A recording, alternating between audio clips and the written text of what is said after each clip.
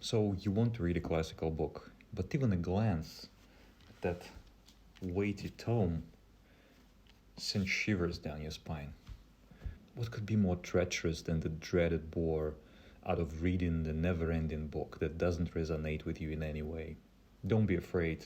After watching this video, we will reframe your thinking in such a way that you couldn't wait to get started.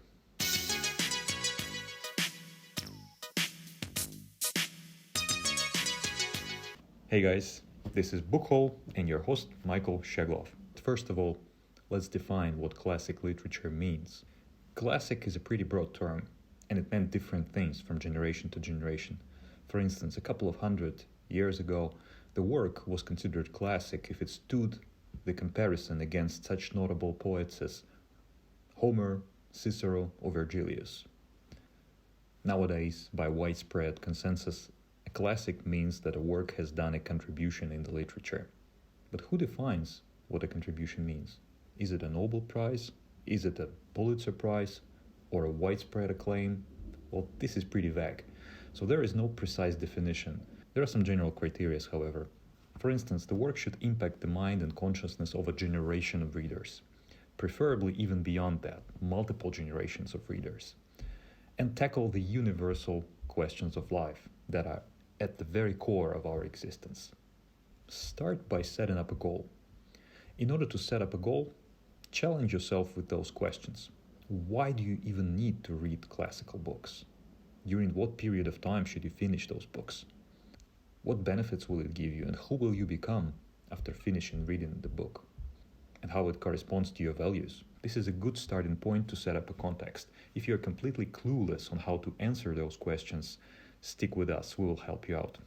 Reading classical books is unlike those dopamine-inducing social networks, which give you an immediate release of positive chemicals to the brain. The first trick to start thinking about classical literature in a different light is to look at it from the perspective. Those books are not about instant gratification, but rather about prolonged benefits. It is a counterintuitive strategy, but it works. For instance, one research with MRI showed that students who were reading Jane Austen's novels had an increased blood flow in the region of the brain which is responsible for complex tasks that require prolonged attention, which range from liberal arts to maths and even logical skills. A range of other researchers have proven that regular reading increases your vocabulary, decreases blood pressure, reduces stress, alleviates the symptoms of depression, reduces the risks of Alzheimer's disease and early onset of dementia, and even increases your lifespan. This is simply crazy.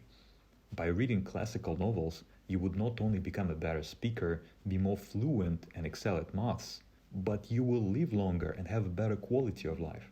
Moreover, the flow of dopamine would be long-lasting. It is a totally different drug if you compare it to social networks. Just imagine that sense of accomplishment once you finish off reading that weighty tome of War and Peace. If you can tackle that feat, no other task would seem equally as challenging. The reason why most readers cannot engage with the novel, it is because they don't find their own reflection in that book. But just consider the context in which the author has lived. It was totally different from contemporary experience. There were no movies, no social networks, no internet. The only way the author could reach out to minds of people was through books. Compare a book to a page in a social media like Facebook, TikTok, Instagram, or whatever you fancy. You can log in and check the status updates of your friends any second. But if you compare it with a book, you read a book only once.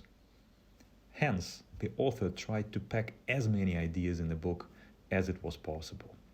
Because in order to think those ideas through, in order to write a book, in order to edit it, publish it, and then spread it to the readers, you will have to spend ages.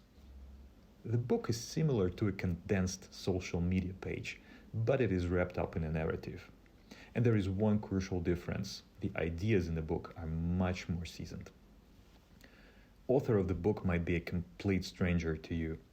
Why on earth should you care about his life, his peers, the conflicts, the era in which the author has lived? That's a pretty reasonable question to ask. But there's a trick to override this indifference, and I call it familiarity bias. Start slowly by researching information about authors' lives and era.